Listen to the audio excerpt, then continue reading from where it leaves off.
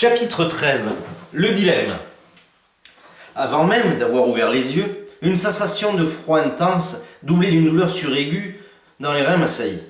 Un puissant bruit de pneumatique m'avait tiré de la torpeur. Me risquant à ouvrir un œil, je m'aperçus que je gisais, comme un sac, dans un parc du centre-ville. Le muret, sur lequel je m'étais assoupi, était glacé.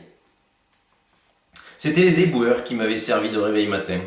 Je vécu des retours à la vie plus agréables, mais je m'en accommoderai. De toute façon, je ne crois pas avoir eu vraiment le choix. Tremblant comme une feuille, emporté par un courant irrépressible, je tentais de me contenir, mais en vain. Mes mains, tachées du violet de leur chair, dansaient devant mes yeux mi-clos.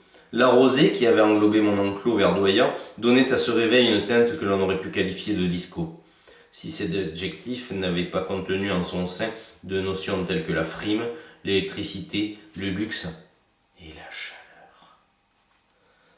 Je ne trouvais d'abord pas mon paquet de brunes. En y regardant de plus près, je l'aperçus au sol, à côté d'une quille d'absolute exsangue. Le mouvement que j'effectuais pour m'en saisir me parut surhumain. Le paquet était trempé.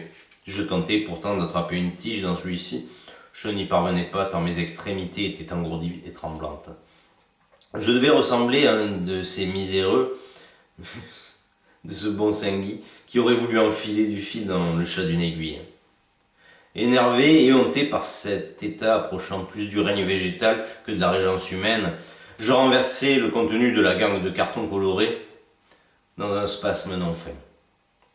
Je dus m'y reprendre 3 fois avant de pouvoir saisir de mes doigts morts un des cylindres blancs qui gisait devant moi. Allumer cette clope miséricordieuse fut une entreprise encore plus incertaine. Il me fallait aspirer très fort pour avaler un mince filet de fumée grasse. L'humidité ne réussissait décidément pas à grand-chose. Certains moments semblaient passer manifestement plus vite que d'autres. Comment expliquer cette constatation unanimement reconnue ? J'entendais déjà depuis un moment le son de quelques voitures, des éboueurs et de quelques rares piétons. Maintenant vint se greffer à ces bruits parasites une autre musique. Un store de métal se levait. Me tournant, je vis de l'autre côté de la route un café ouvrir timidement dans ce matin ingrat. Enfin, la civilisation, pensais-je, laissant mon instinct de survie prendre le pas sur le reste de ma personne. Il fallait que je me réchauffe. C'était une question de vie ou de mort, ou du moins, c'est ce qu'il me semblait. La vision de cette devanture éclairée avait chaviré tous les vestiges de ma personne. Pourtant, je restais là, collé à ma place, figure en plastique d'un paysage de train électrique à l'échelle 1. Bientôt, je parvins à me mettre en mouvement, plus par nécessité que par goût. Le bistrot était répugnant, digne du maquette à 4 sous, mais on ne faisait jamais figurer la crasse et les paumées sur les dioramas ferroviaires. Les bouts de ma personne, endoloris, comme sortir d'un voyage passé en cryogénie, me donnaient une allure hésitante de vieil homme. Un véhicule rouge manqua de me renverser. Je pense qu'il l'avait fait exprès. Je n'eus même pas la force de l'insulter comme je l'aurais fait à l'accoutumée. Je me contentais de fixer le dalmatien pétrochimique qui dodelinait de la tête sur la plage arrière. Ouais, c'est ça le monde d'aujourd'hui. Un putain de clébard en plastique qui remue la tête inlassablement. Maintenant, à l'abri de la chaussée colérique, je poussai de tout mon poids la porte vitrée de la gargote salvatrice. Un jeune homme, tout de noir vêtu, me regarda dédaigneusement, m'envoyant un maigre « bonjour » en pâturant.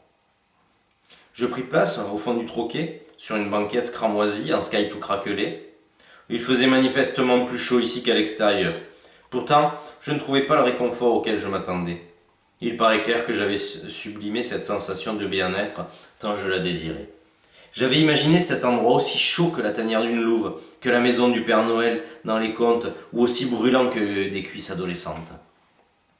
J'avais trop espéré, comme d'habitude. Ne dit-on pas que le mieux est l'ennemi du bien ? J'étais pris dans des espoirs tranchants. Pourtant, la nuit était passée. Désespéré, alors que je n'avais pas rejoint les anges du macadam, ni suivi les clochards célestes. La lassitude m'étreignait si fort qu'elle m'en coupait le souffle. Un tremblement de terre m'extirpa de cette introspection nauséabonde. C'était le garçon qui m'avait attrapé l'épaule et s'adressait à moi. « Bon, vous allez me dire ce que vous voulez à la fin. Si vous ne consommez pas, faudra partir, c'est compris ?» Nom de Dieu de bordel de merde, ce petit con se sentait fier de son ascendant sur moi, de son pouvoir. C'est le problème d'une société constituée de castrats et de frustrés. La moindre miette d'importance donne des ailes trouées à leur détenteur. Un grand café et un sourire, lui dis-je sans le regarder. Pauvre con, m'a quand même agrémenté la fin de la réplique famélique. Non, apparemment j'étais pas tout à fait mort. Cette perspective me redonna une once d'espoir.